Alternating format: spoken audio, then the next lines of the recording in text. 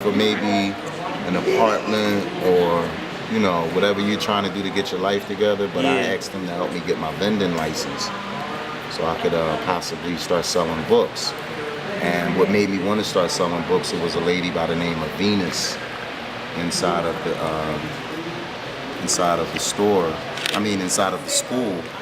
And she basically used to bring me books dealing with Black history, Kemetic history, all kind of self-help books. And I'll never forget the first one that she gave me was the ISIS paper by Dr. Francis Cress Wessing, one of my favorite books.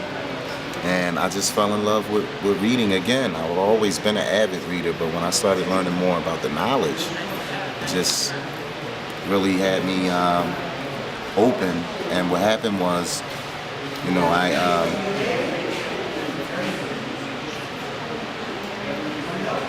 got my vending license through the program and went out to 15th Street, and the first day I sold about 40 books. And I never looked back. It was kind of like my calling, And here we are today in 2011. This was back in '03. So it's been a journey. And, it started off with the knowledge books. We didn't even have those street books or the urban books. They weren't even out yet. It was just a few. So what we did, Tyson and myself and other people, we made it popular. To read those type of books. So that's why it's popping like that in the store, because we're the ones that branded it. We come up from not having any to encouraging people to write them. So during the times that we were selling the books on the stand, we got a store. And the store was right next to the stand. And we started renting the building, and I didn't open up the store until 10 months later. I would promote the store every day, and I would let people know that, we got the store opening up right there.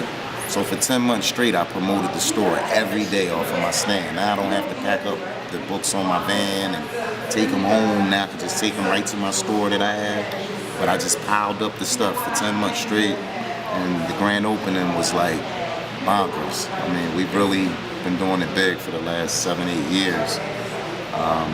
Mainly because of our marketing and promotion ability. We stay up all night, videos, festivals, we go out of state. They say anybody could be the man in your own backyard. So we try to capture different markets, man, and we love it. That's why we're here today on a Saturday morning, doing what we do, marketing and promoting. We're in a historical place. This was once American Bandstand. This is the Enterprise Center, Safeguard Scientific Business Event Center, and we're delighted to be here today. And we're going to be speaking to a few people about what we're doing, and keep it short and sweet, because we want to go hit up the Roots concert today. We got it's Saturday. We want to enjoy it.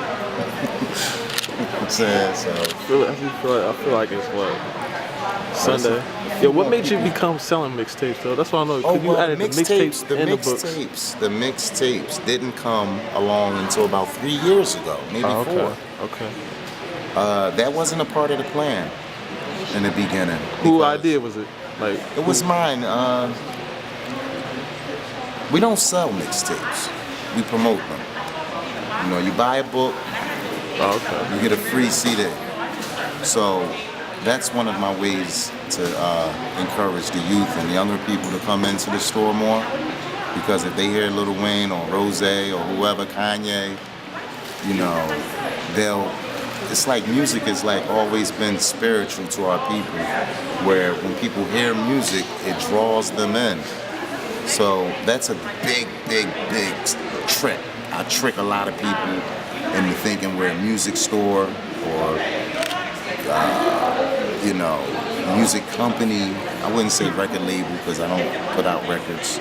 I just do a lot of promotion. So the people that normally wouldn't hang out in the bookstore are now hanging out in the bookstore. So it's one of the ways that we get younger people to come on in and buy books. So the mixtapes are promotional. You may see the best of Mobb Deep or the best of Bob Marley, or you know what I'm saying? And what I'll do is slap BlackandNobel all over it, and it helps Bob Marley and Rick Ross and whoever else helps BlackandNobel become more famous. So it's only for promotional use only.